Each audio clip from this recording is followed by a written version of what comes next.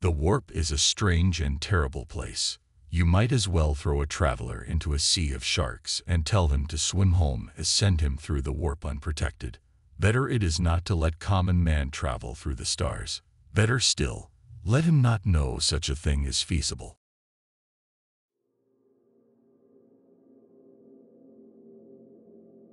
The Immaterium, also referred to as the Empyrean, the Ether, the Sea of Souls, the Realm of Chaos, Warpspace, or most commonly, the Warp, is an alternate dimension of purely psychic energy that echoes and underlies the familiar four dimensions of the material universe. The Warp is the source of all psychic powers and known instances of so-called sorcery or magic, as well as the home dimension of the powerful entities known as the Chaos Gods and their myriad legions of demonic servants.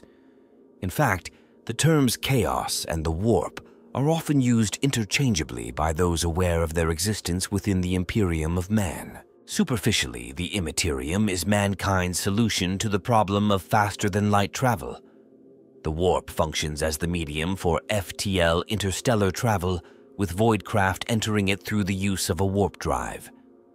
They then use their own mundane reaction drive systems and the aid of a psychic navigator to navigate between its flowing currents of psychic energy, as if they were moving through an ocean.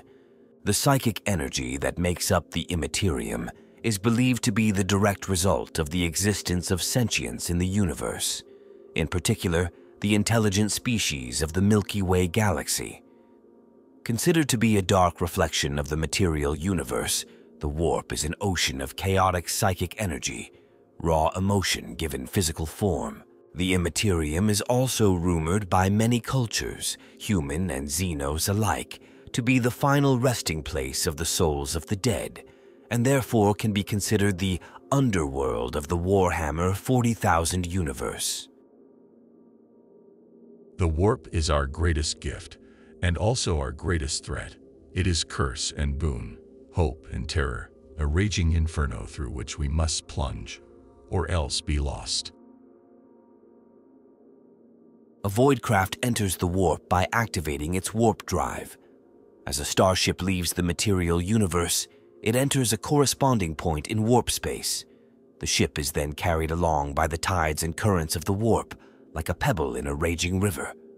After traveling in this fashion for an appropriate time, the void ship uses its warp engines to drop back into real space. Because the material universe and the warp move relative to one another, the void ship reappears in a new position several light years from the starting point. This process is called a warp jump or a hop, and the process of entering or leaving the Immaterium is known as a drop, shift, or translation. Journeys through the warp are usually undertaken in short jumps of up to 4 or 5 light years. Longer jumps are unpredictable and dangerous. The tides of warp space move in complex and inconsistent patterns, and void ships attempting longer hops often end up widely off course. Were this limitation to apply to all warp travel, then humanity would not have spread throughout the galaxy as it has. It is possible to make long jumps of many light years by steering a void ship in the warp itself, sensing, responding to, and exploiting its currents, and thereby directing the craft towards a corresponding point in the material universe. Only the strain of human mutants known as navigators can pilot a craft through the warp in this way. Some individuals are sensitive to the movements of warp space. They can, for example, sometimes tell that a void craft is approaching even before it drops back into the material universe. Human sensitivity to the warp is not generally well developed. However, in a minority of people, this sensitivity is far more finely tuned. These people are known as Psykers, and they are able to consciously control and use the energy of the warp to affect the material universe. Navigators possess psychic gifts of a more specialized kind that only allows them to use their powers to actually look into the Immaterium without going insane, and then use this knowledge to steer their spacecraft through its flowing currents. The Astronomican is a psychic homing signal centered upon Terra and directed through the warp by the mind of the Emperor of Mankind. It is powered by the continuous mental concentration of 1,000 human Psykers, whose life essences are slowly drained until they die and must be replaced. The Astronomican cannot be detected in the real universe, only in the warp. It is by means of this signal that the navigators can steer their void ships through the warp over long distances. The Astronomican's signal is strongest close to Terra and the Emperor of Mankind, who is its source, and gets increasingly weaker further away. It extends over a spherical area with a diameter of about 50,000 light-years. The Astronomican does not extend to the extreme fringes of the galaxy, and because Terra is situated in the galactic west, its signal does not reach a massive swath of the eastern part of the galaxy at all. Nor is the extent or strength of the signal constant. It can at times be blocked by localized disturbances of the energy within the warp itself. Such activity may be compared to the hurricanes or storms of a terrestrial weather system and is known as a warp storm. Warp storms may be so bad and so long-lasting that entire star systems are isolated for hundreds of standard years at a time. A warp storm not only obscures the signal of the Astronomican, it is also dangerous for spacecraft traveling nearby. No spacecraft can venture within a warp storm and expect to survive, although there are tales of miraculous escapes and of starships being thrown tens of thousands of light-years off course. Warp storms are not the only dangers within the warp. There are sentient energies and other immaterial life forms that inhabit it, creatures formed from and part of the shifting stuff of the warp. Few are friendly and most are hostile. They are known to mankind as Daemons.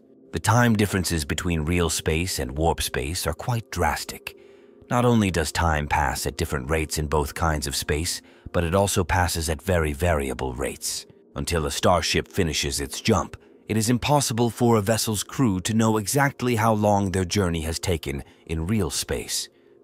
Time passing in real space is referred to as real time. Time passing on board a spacecraft in the Immaterium is referred to as warp time. The relationship between real time and warp time is shown on the chart above. So, for example, a 100 light-year jump will seem to take from 2.5 to 9.5 solar hours to the crew of a vessel in the warp. But between 3 solar days and 3 solar weeks will have actually passed in real space. These times do not include the journey times out to and from the Mandeville points within each star system before a warp translation can begin or end.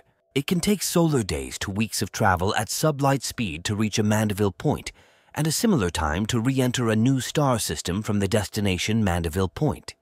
The Imperium is approximately 75,000 light-years from edge to edge.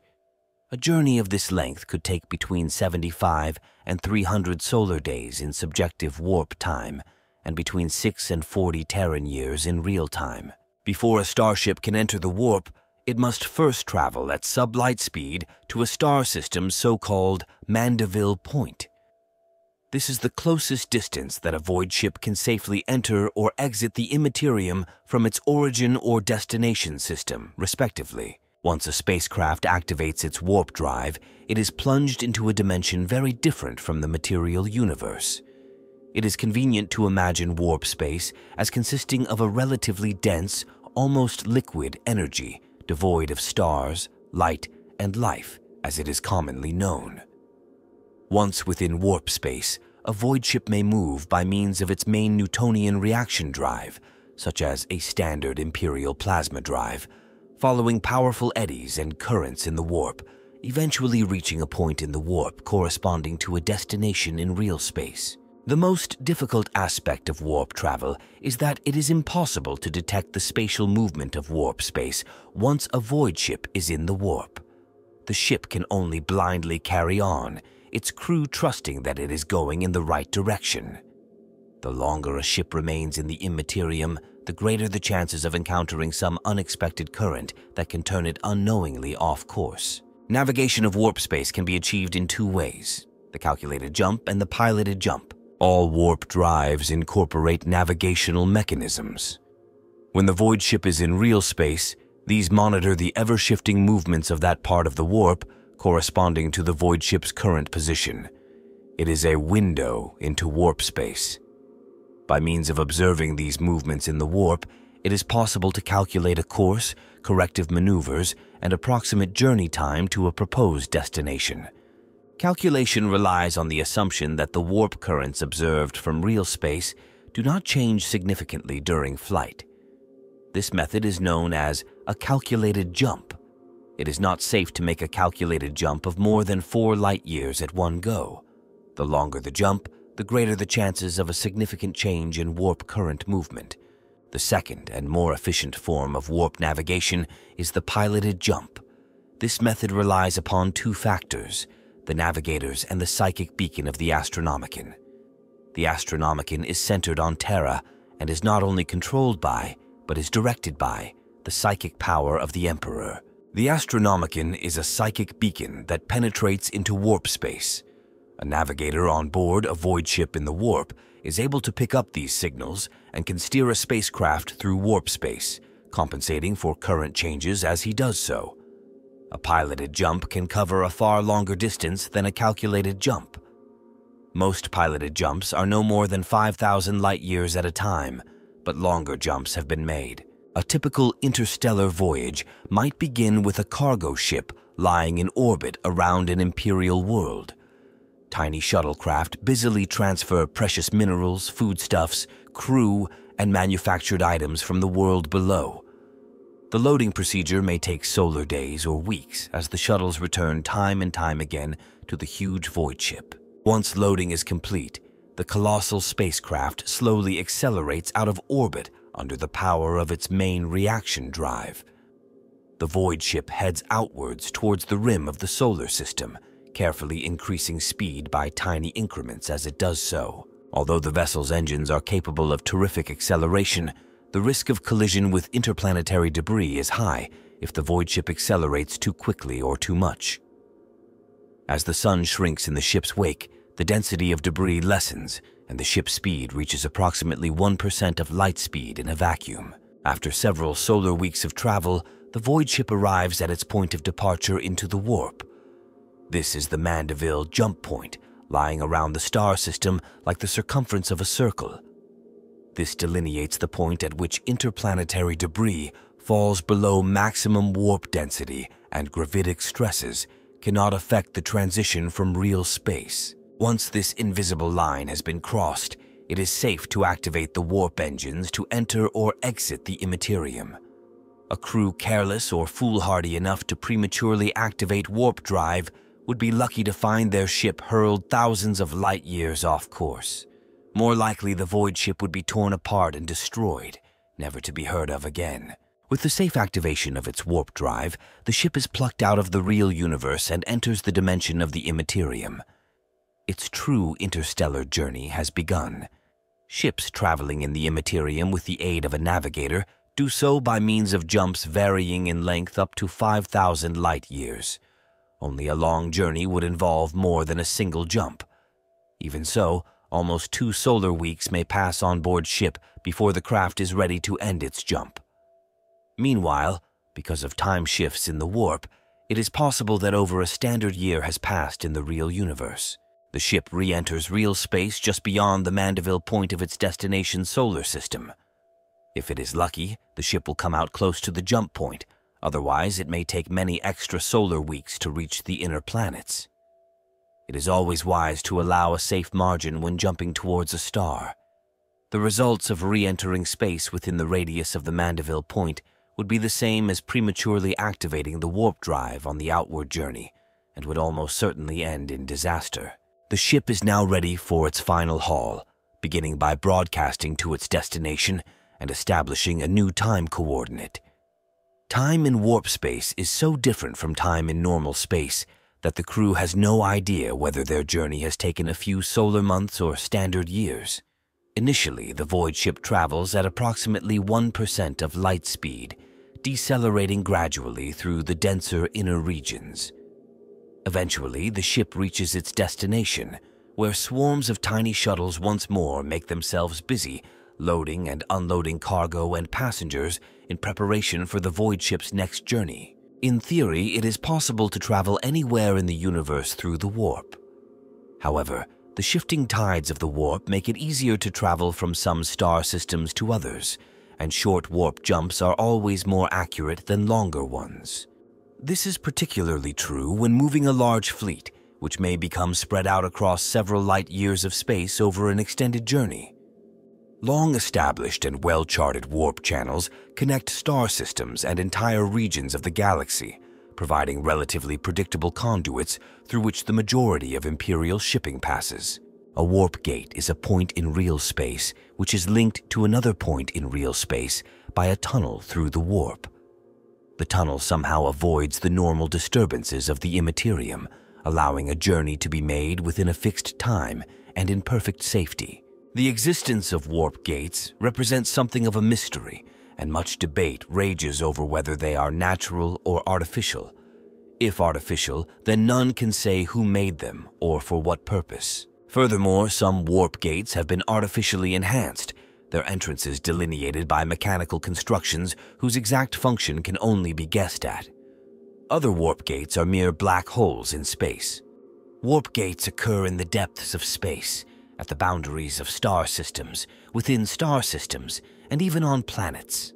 The largest are easily big enough to permit the passage of spacecraft and are usually situated at the edge of a star system or amongst its outer planets. Other gates are only large enough to permit the passage of small vehicles or perhaps human-sized creatures. These occur mostly on planet surfaces and lead directly to other gates on the surfaces of other planets. All gates are rare, the smaller types extremely so. Planetary gates are often disguised or respond only to electrical, psychic, or other signals, which would seem to indicate a certain amount of intended secrecy on the part of their builders. All space-going species are prepared to utilize warp gates when they find them, although discovering where they lead can often be hazardous. Many gates appear to be defective and can dump a ship randomly into the warp. Others can lead to places which may once have been stars or planets, but which are now no more than empty space. The possibility of emerging into a distant hostile alien star empire also has to be considered. It may be that spacecraft vanishing into warp space have been transported beyond the galaxy itself. Warp gates often become extremely important to whoever controls them, and many are of vital strategic value to the Imperium. Imperial commanders and other interests vie for control of a warp gate in their sphere of influence, and these relics are often heavily defended against outside attack. A warp portal is a point in space where the warp and Realspace interface, forming a stable entrance into and exit from the warp. It is not necessary to activate a warp drive to enter the warp in this manner, although any vessel not equipped with a Geller field would be unlikely to survive for long within the Empyrean. It does not lead to a tunnel, and a void craft entering a portal is directly cast into the chance currents of warp space. With careful maneuvering, it may be possible to re-enter normal space using the same portal from the other side. Again, the exact nature of the portals is not understood, and no one knows whether they are mere accidents of nature and non-Euclidean geometries or have some secret purpose. Some aliens use warp portals to travel between the warp and Realspace, specifically the creatures known as enslavers, who live within the warp itself. Like warp gates, portals occur in all places in the universe and may appear on a planet's surface. Some have a definite physical constituent, whilst others are invisible or take the form of a hole in the ground or a dark cave mouth. Warp portals do have their uses, for there are recorded instances of spacecraft with damaged warp drives, trapped within the warp and doomed to destruction, suddenly locating a warp portal enabling them to return to Realspace. The barrier between reality and the warp is not equally strong across the galaxy. In some places the veil is thin, allowing the influence of the warp to leach through. Such areas might be permanent or temporary, and could be of nearly any size, the result of random chance or the intentional acts of malefic chaos cults. Some are the result of experiments performed during the Dark Age of technology, while others are a side effect of psychic activity or a great effusion of powerful emotion, many deaths or other extreme psychic trauma within a small area. In the Askelon sector, for example, the unpredictable currents of the pandemonium batter the shores of reality, weakening the barrier between dimensions. Various disturbing phenomena can manifest in areas where the veil is thin, for the warp and its influence are never predictable or consistent. Such places are often considered haunted or ill-omened, for people might hear voices, glimpse movement out of the corners of their eyes, or experience nightmares or even waking visions. Chronos might run backwards, temperatures plummet or fluctuate, and auspexes and scanners provide inconsistent or contradictory readings. Individuals might feel a sense of wrongness that they cannot describe, or strange and disturbing sensations, from tingling on the skin to the smell of burning flesh. The ruinous powers of chaos and their demonic servants are known to inhabit the portion of the Immaterium, often called the Realm of Chaos. Demons are only able to exist within the Immaterium, unless certain conditions are met within the material realm. The Immaterium is what empowers the demonic and mortal servants alike of the four dark gods: Khorne the Blood God, Slaanesh the Prince of Pleasure, Tzeentch the Lord of Change, and Nurgle the Lord of Decay. And their followers will undertake any action to increase this power and their standing with their unholy masters. Each of the Chaos Gods maintains a domain within the realm of chaos, the nature of which matches his own personality and interests exactly. Khorne commands the Blood God's domain, Nurgle the land of the Plague Lord, Tzeentch the realm of the Sorcerer, and Slaanesh the Dark Prince's realm. The realm of chaos is marked by nearly constant warfare and strife between the demonic servants of the ruinous powers, who constantly scheme and battle against one another in an eternal struggle for dominance known as the Great Game that can never be won. The Chaos Gods and their servants are consumed by this struggle and, in truth, pay very little attention to the doings of Realspace, save when the actions of mortals either present a threat to all of the Chaos Gods' continued activities or an opportunity for the ruinous powers to enhance their position against one another in their eternal conflict. The Formless Wastes, also known as the Chaotic Abyss and the Land of Lost Souls, are those regions of the Immaterium that do not fall under the dominion of one of the four major Chaos Gods. Much of its landscape is simply a terrain of pure chaos that is forming and reforming constantly based on the psychic currents roiling the minds of the sentient mortals of the Milky Way galaxy, as well as the psychic currents of the realm of chaos. The Formless Wastes are a place where the laws of physics hold no sway. Within the Formless Wastes sit rivers of tar that flow through petrified woodlands beneath crimson skies. Great stairways ascend into the heavens where they connect back on themselves in an endless loop. These celestial stairways sit alongside castles crafted from bone and fortresses of ichor, while pillars of fire burn on the horizon. Every dream, nightmare, and vision ever had by one of the sentient species of the galaxy has a representation within the Formless Wastes. The Wastes are also the home of the demonic furies, who watch for any prey, mortal or demon, that comes within their reach. Those greater demons and demon princes that are strong enough to maintain a level of psychic control over their environment within the warp also make their homes within the Wastes. These islands of horrific stability stand out within this chaotic wilderness, with some only appearing for an instant, whilst others are as old as the ruinous powers themselves. Each of these sub-realms is a small extension of the realm of chaos that embodies the whims of its creator and has a shrine or temple dedicated to its beliefs. Some are even populated by demons born from the mind of the greater demon or demon prince, though these entities are usually short-lived as they tend to be consumed by the furies that populate the Formless Wastes and are much weaker than the demons of the four major Chaos Gods. The minor Chaos Gods are also believed to sometimes maintain their demesnes within the Formless Wastes. Also within the Formless Wastes of the Immaterium resides the dark demonic foundry known as the Forge of Souls. The Immaterium is a dimension of the spiritual and metaphysical, created, sustained, and influenced by intelligent mortal emotions and actions in the physical universe.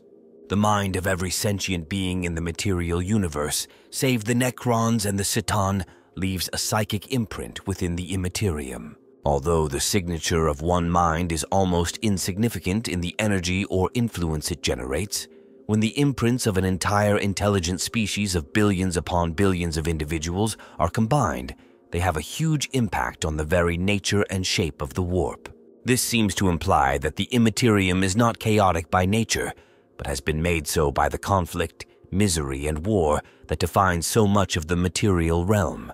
When an emotion or faith in an entity or concept grows strong enough, it actually becomes one of the denizens of the warp.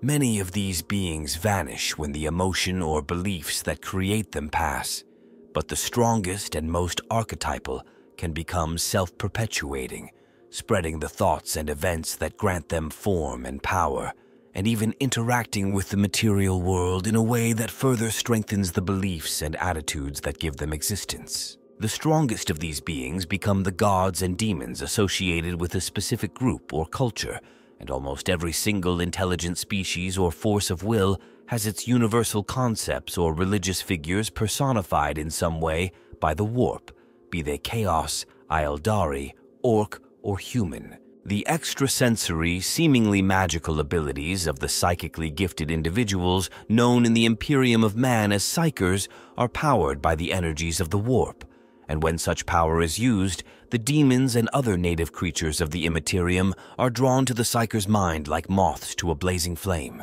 Those humans well trained in the use of the psychic arts are able to resist such incursion to a degree. But the greatest fear of the Imperial Inquisition is the fact that an untrained human psyker of sufficient power can become the target of demonic possession, and a gateway for the intrusion of the demonic servants of the ruinous powers into the physical world.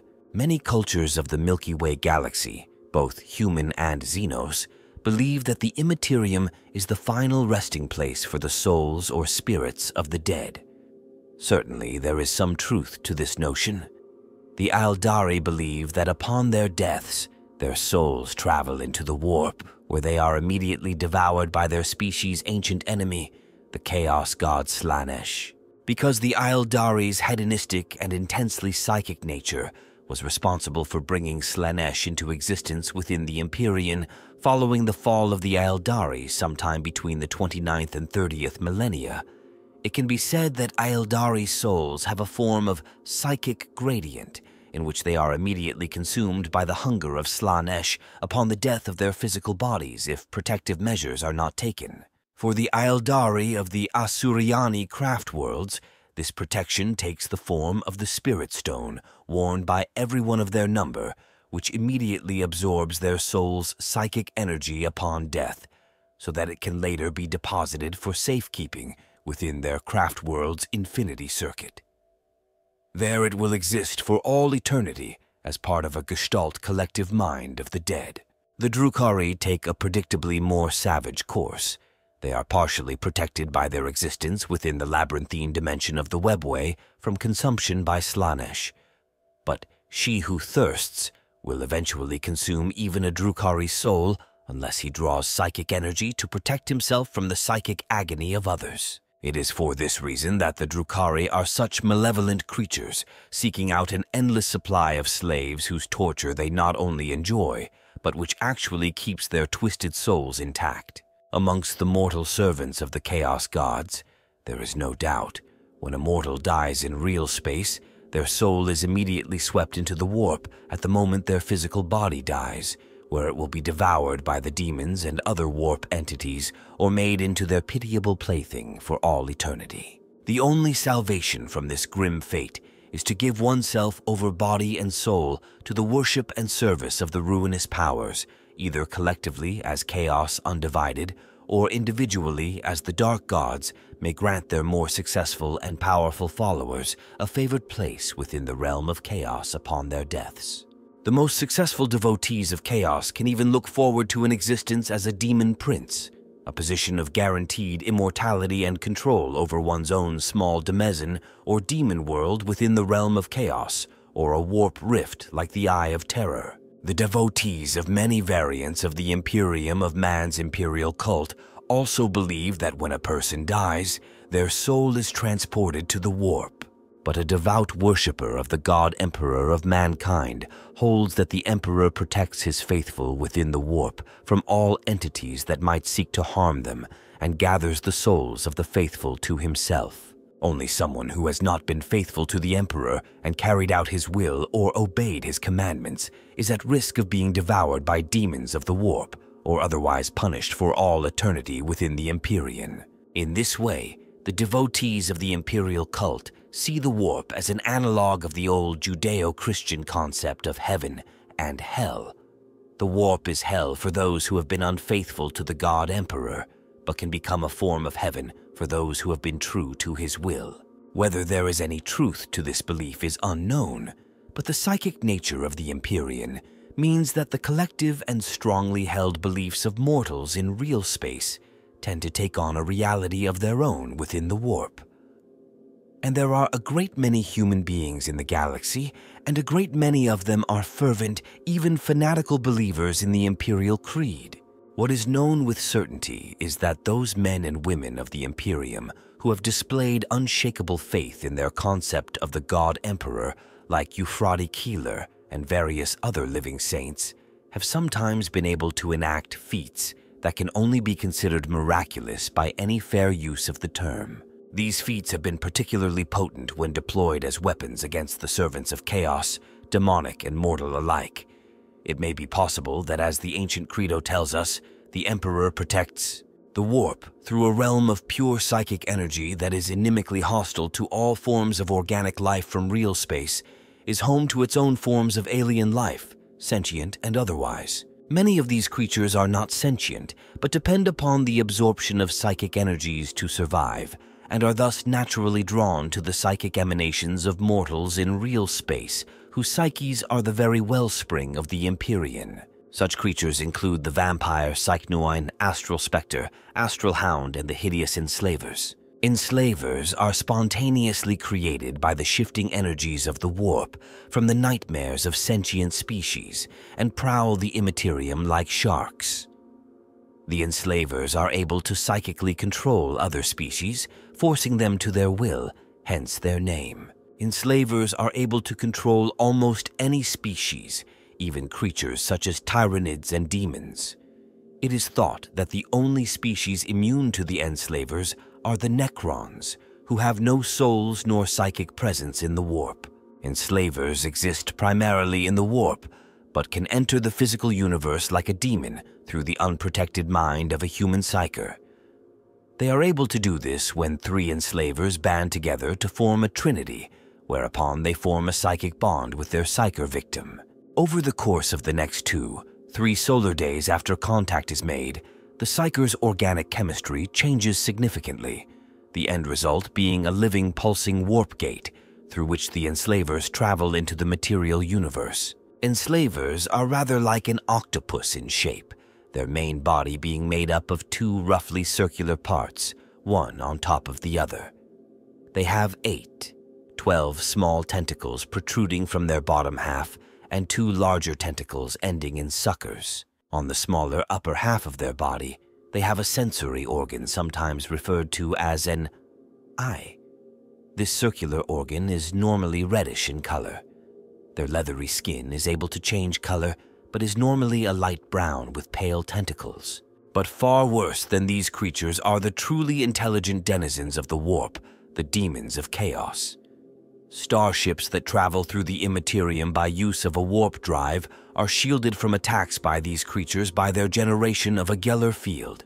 Should this field's emitters fail or malfunction, the crew of the ship will be at the mercy of all of these horrors and will likely be consumed by demons or become their mortal playthings. The warp is also the home of the greatest of all terrors, the 4 major chaos gods, Khorne, Nurgle, Tsench, and Slaanesh, who each dwell within a separate kingdom within the realm of chaos, the existential embodiments of the darkest aspects of countless sentient species' psyches. Though the Immaterium and the ruinous powers are essentially composed of the same kind of psychic energy, and the terms warp and chaos are often used interchangeably by those who are aware of the nature of the Immaterium within the Imperium of Man, each chaos god maintains a primary form that embodies their nature and that is instantly recognizable to their legions of demonic and mortal followers.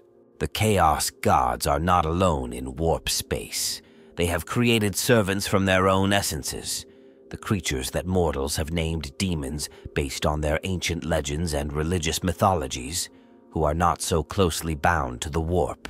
Demons are entities of a somewhat different nature to their masters, and are the most numerous of the creatures to be found in the Empyrean. A demon is born when a Chaos God expends a portion of its own power to create a separate being. This psychic power binds a collection of senses, thoughts, and purposes together, creating a personality and consciousness that can move within the warp. The Chaos God can reclaim the independence it has given to its demon children at any time, thus ensuring their loyalty. It is only through the loss of this power that a demon can truly be destroyed, its mind dissolving into the whirls and currents of the warp. Demons have no physical presence within the warp. The realm of chaos is anathema to the laws of physics, and the starships that navigate its depths do so by taking a skin or bubble of reality with them when they enter using their warp drive.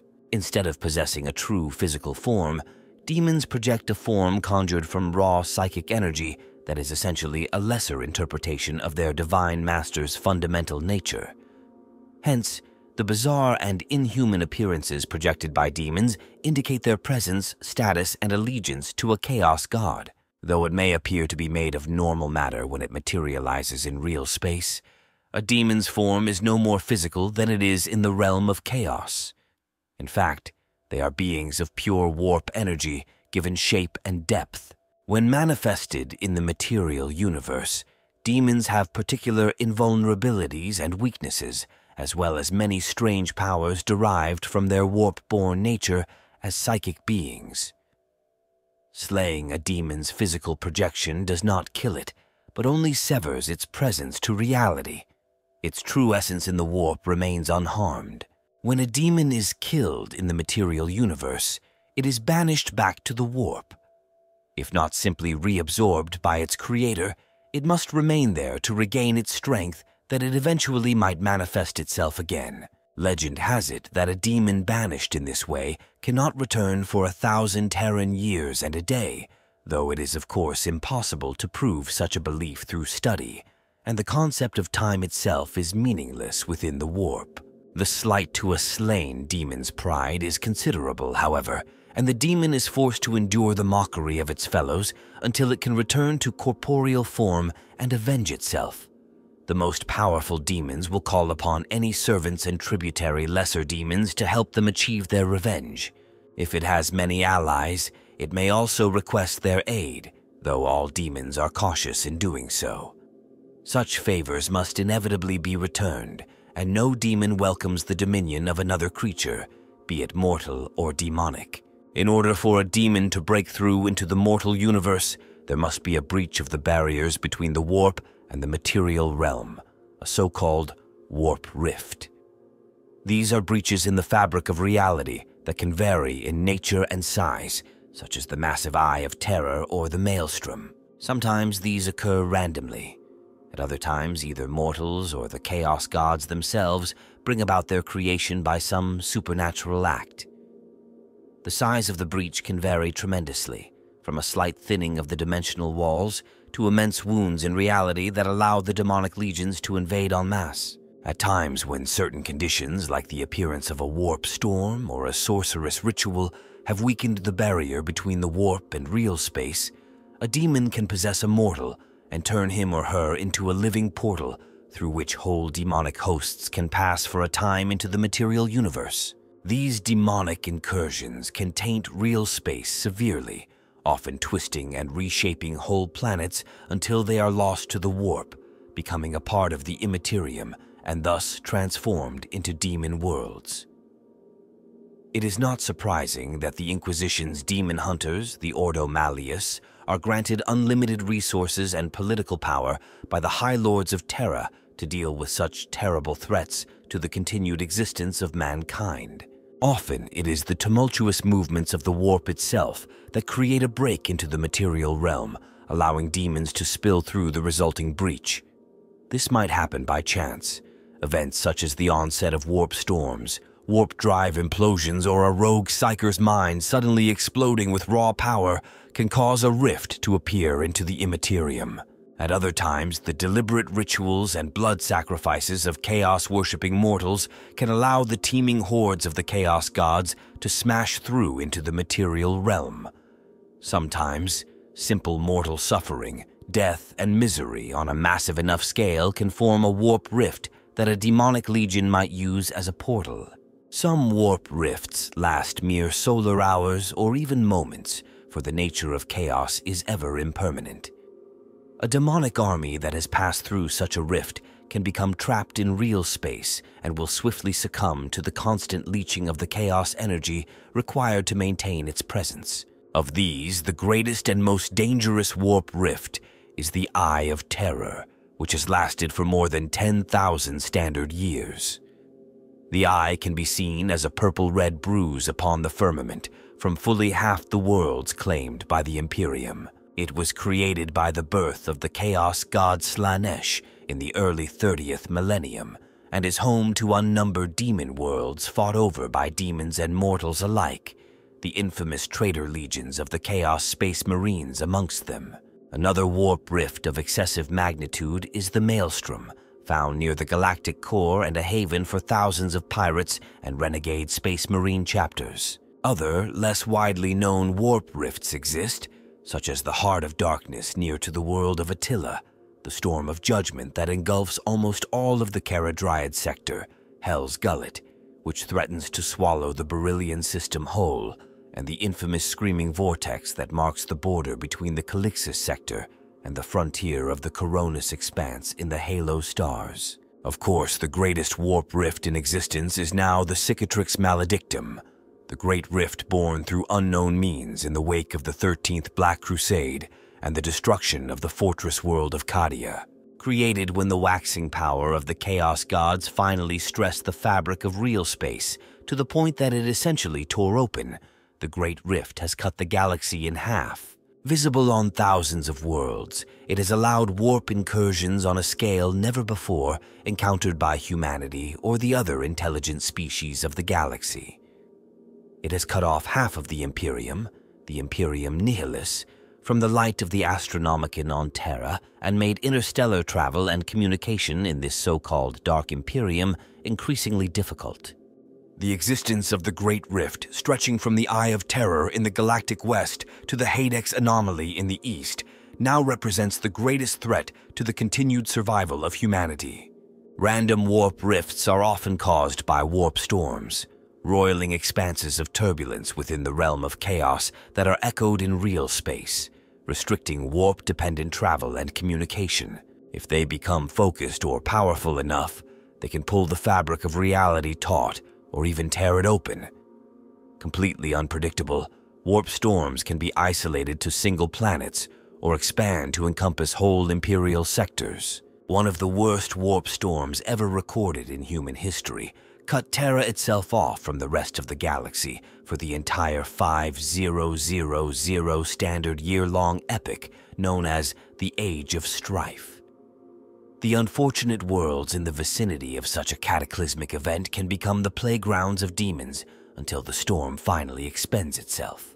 A few warp storms have endured for so long that they can be considered permanent, their self-sustaining energies trapping nearby planets and star systems in a quagmire of roiling chaos.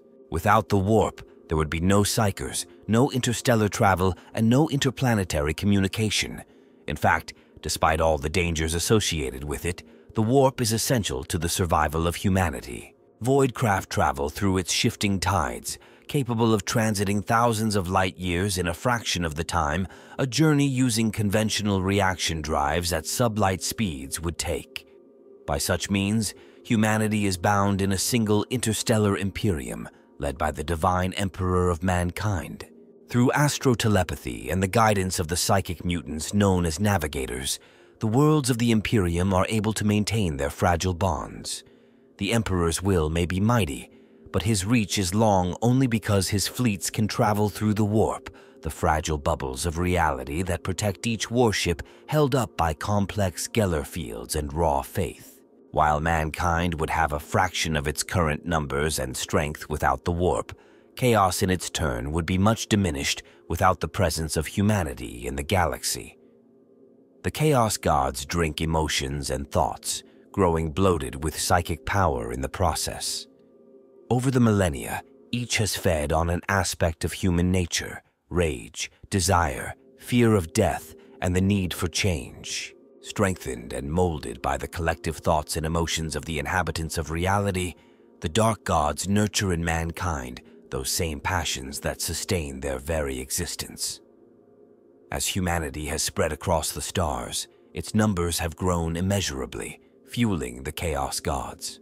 So the circle is established, with mortal follies and weaknesses feeding the Dark Gods, and those same gods then encouraging mankind in turn to further follies and weakness. Humanity has long been able to use the power of the warp. Magicians, seers, witches, mediums, shamans, and exorcists have all tapped into its power across the breadth of human history, albeit often unwittingly. Psykers such as these manifest their powers by drawing upon the warp, siphoning its unnatural energy to hurl blasts of energy, teleport objects, send their thoughts across space and time, and perform countless other miracles. Once, the gift of true psychic power was confined to only a few helpless individuals who usually fell victim to superstitious prejudice in mankind's distant past. However, the number of Psykers is rising in the galactic population of humanity with every passing Terran century. This constitutes a profound evolutionary change for mankind.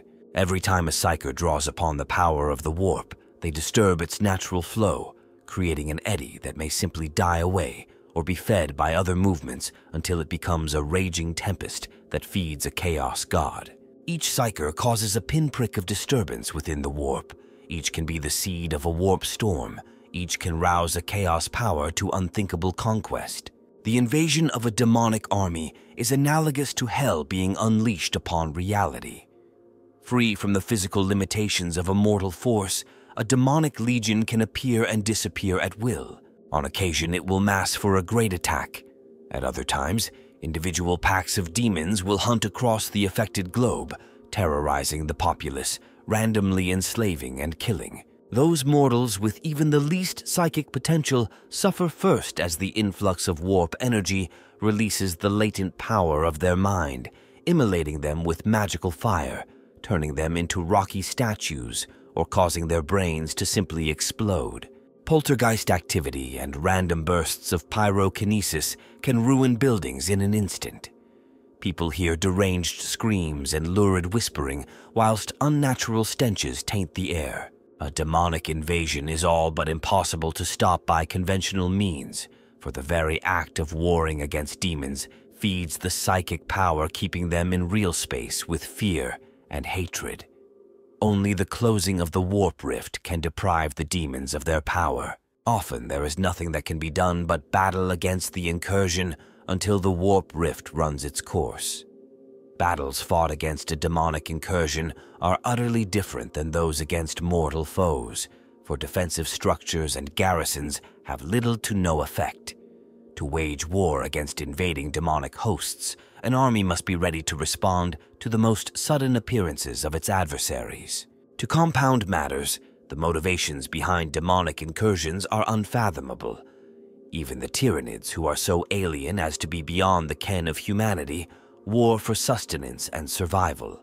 Instead of these base drives, the objectives of a demon commander will often be completely obscure. They might be to slay 1,000,000 mortals, to retrieve a single artifact, or to kill the grandchildren of those that once banished them back to the warp. Other times, the demons have no goal or plan at all, and the gibbering creatures of the Immaterium make decisions according to opportunity and their intrinsic nature. To fight a demon army is to fight a twisting tornado of unreason and despair. Even then, the Imperium cannot allow the knowledge that such foes actually exist to spread, for fear of inciting further chaos corruption. The human survivors of such conflicts are invariably confronted by the Inquisition and mind-wiped, quarantined in forced labor camps, or even, in extreme cases, become the subjects of a worldwide exterminatus event. Over the eons, the galaxy has witnessed warp-based catastrophes and demonic incursions beyond counting. Since the inception of the Imperial Inquisition in the final days of the Horus Heresy, even the fact that such a thing is possible is deemed too dangerous for the citizens of the Imperium to know, for such knowledge inevitably breeds heresy as surely as a fly-blown corpse breeds maggots. Because of this, the vast majority of knowledge concerning demonic incursion has been eradicated from extant Imperial public records. What is known is recorded only in prescribed Imperial texts and heretical Xenos scripts that the Inquisition has yet to destroy. On rare occasions, the realm of the Immaterium is able to break out into the physical universe in what is known as a warp rift. A warp rift is a weakening of the barrier between Realspace and the Empyrean, allowing its creatures to enter the material universe. Sometimes warp rifts occur randomly, while other times the Chaos Gods or mortals manufacture them. Some last mere moments, others for solar days, standard years, or even for Terran centuries. They can take many forms, often a seething whirlpool of raw psychic power, other times as a terrifying glimpse into the realm of chaos. They have also appeared as gates of green fire, clouds of impenetrable shadow, boiling lakes of pus, and other terrifying visions capable of driving mortals mad. These warp rifts are usually settled by the once mortal followers of the ruinous powers of chaos, and are often the site of titanic atrocities previously unleashed in the local region of space by these forces of chaos. A number of different factors can induce the formation of a warp rift in real space, including the unpredictable movements of the warp causing a natural break into real space, the demonic possession of a psychic mortal, deliberate rituals of demon summoning carried out by chaos cultists, a breach in the barrier between real space and the warp caused by the psychic focus of immense suffering and death following a great war or terrible atrocity, a warp drive implosion, or as a result of the unified will of the major chaos gods. The most well-known warp rifts in the Milky Way galaxy include Eye of Terror. The Eye of Terror was created when the Aldari inadvertently caused the creation of Slanesh, which is now home to the traitor legions of the Chaos Space Marines and their other human followers like Chaos Cultists, Traitoris Militarum, and the Heretics and Traitor Titan legions of the Dark Mechanicum. Great Rift. The Great Rift, also known as the Cicatrix Maledictum in High Gothic, is a tear in reality and a raging galaxy-wide warp storm that has essentially rent the territory of the Imperium of Man in half.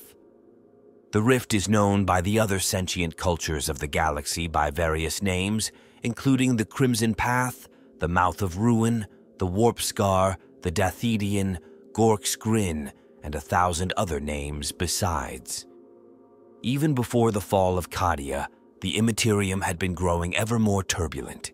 Travel and communication suffered increasing disturbances as the events of Abaddon the Despoiler's 13th Black Crusade unfolded in 999, M41. Eventually, the Materium could take no more, and a titanic warp rift tore across the galaxy, spreading from the Eye of Terror to the Hadex anomaly on the eastern fringe. To those on the Terran side of the rift, it is a tainted scar stretching across the sky. To those unfortunates on the far side, it is something much worse, the very gates of hell. Hadex Anomaly. The Hadex Anomaly is a raging warp phenomenon that lies at the core of the Jericho Reach in the eastern fringe of the galaxy. Bathing countless worlds in a sickly red glow, this nebulous tear in space-time represents far more than a navigational hazard or obstruction to astropathic communication. It is a cancer upon the fabric of time and space, and entire star systems have been lost to its baleful influence. To the astronomers who study it and the navigators who fear it, it is known as the Hadex Anomaly. Like a monstrous heart palpitating in the void, the influence of the Hadex Anomaly expands and recedes rhythmically, absorbing and disgorging entire solar systems over the course of decades. Worlds bathed in the crimson glow of the anomaly become saturated with its corrupting essence, while stars languish under its Stygian radiance. Such stars become clotted red orbs, shedding a carmine luminescence mimicking that of the anomaly itself. Scholars, savants, and madmen have striven to classify the anomaly in line with others of its type, such as the Eye of Terror, the Maelstrom, and the Gates of Fire. Yet it continues to defy all classification. Though clearly a warp real space overlap like most other similar events, the Hadex anomaly exerts an exotic effect not just upon the physical realm, but on the temporal as well. In their vain efforts to understand the anomaly, Imperial savants have claimed it seems to spew time into the surrounding region, disrupting the flow of events and occasionally reordering them entirely. Heart of Darkness, near the Attila system. Hell's Gullet, in the Beryllian system. The Maelstrom. The Maelstrom, with the region of Imperial space surrounding it, commonly referred to as the Maelstrom Zone, also known by its ponderous administrative designation, Maelstrom Adjacent Autonomous Imperial Resource Extraction Zone, Grid 004-357, is a massive and ancient warp rift located near the galactic core in the Ultima Segmentum. This area of space is riven with warp storms so intense that stellar travel in the region is virtually impossible. Unlike the Eye of Terror, which was created by the birth of the chaos god Slanesh, the Maelstrom is, as far as Imperial scholars can ascertain, a naturally occurring phenomenon. Screaming Vortex. The Screaming Vortex is one of the so-called Great Warp Storms that separates the Calixis sector of the Segmentum Obscurus from the Coronis Expanse region of the Halo stars. It takes the form of a vast, seething cauldron of imperial energies which, while not as large, are every bit as intense as those spewing forth from the Eye of Terror, the Maelstrom, or any other such warp real space overlap in the galaxy. The Screaming Vortex is a region of space beset by the unreal forces of the Empyrean, where the thin skein between reality and that impossible dimension has been torn viciously asunder. A volume of space far larger than the average Imperial sector is to all intents and purposes cut adrift from the physical universe, the laws of nature no longer applying within. Storm of the Emperor's Wrath. The Storm of the Emperor's Wrath is a notable and fiercely persistent warp storm which has raged since the Age of Apostasy in the 36th millennium. It is believed by the ecclesiarchy to have been created by the Emperor himself to indicate his displeasure with the attempt of the renegade High Lord of Terra Gog Vandir to seize control of the Imperium during the Reign of Blood. It is currently consuming much of the Caradryad sector. Van Groth's Rapidity. The warp phenomenon known as Van Groth's Rapidity pulses on the eastern fringe of Imperial space. It is a purple-glowing whirlpool of destruction that extends across light years of territory and spells destruction for those desperate or careless enough to enter it without caution.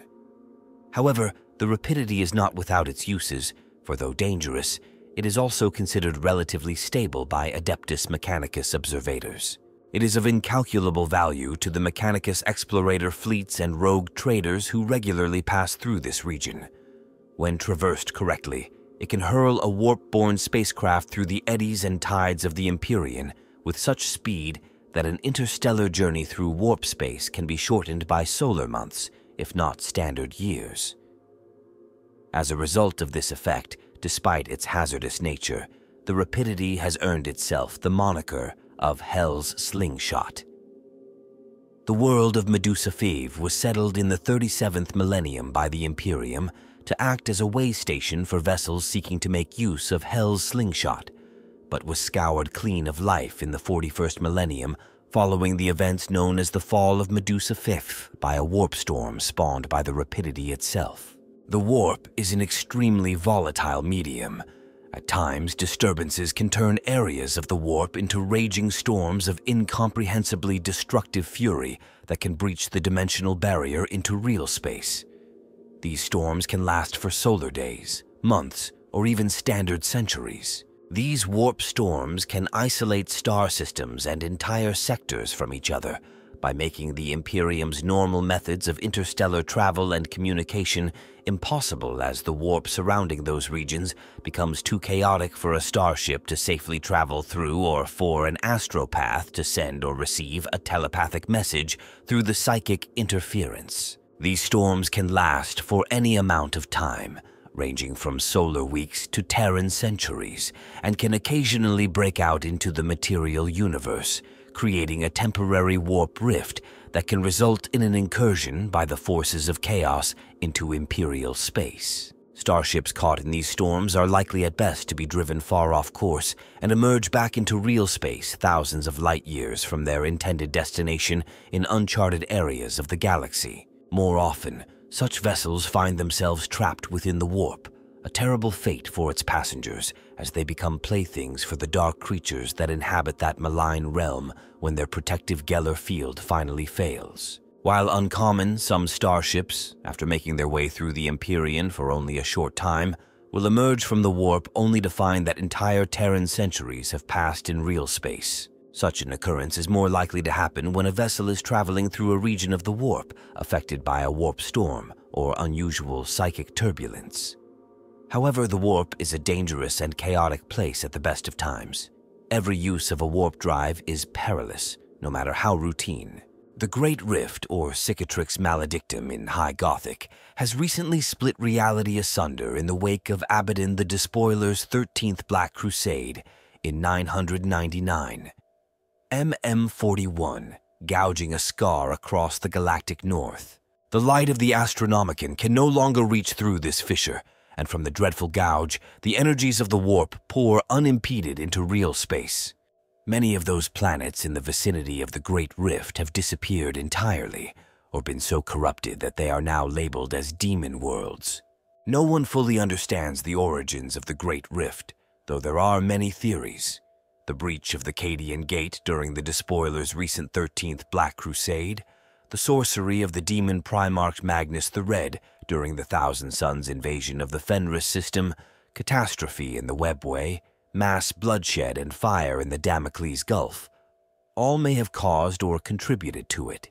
Its emergence was a literal galaxy-shattering event, which threw the Imperium of Man into chaos and ushered in new wars across nearly every world in the Emperor's domain. So powerful and far-reaching was this warp rift that the very laws of physics fray at its edges as the inconsistencies of temporal fluctuations, once largely localized to larger warp storms such as the Eye of Terror, now spread across the galaxy. Some worlds felt standard centuries go by in an instant, while others were all but frozen in time, and still others have suffered constant temporal shifts. With the coming of the Great Rift, the galaxy has been riven with warp storms of unprecedented fury as reality itself begins to fracture under the strain.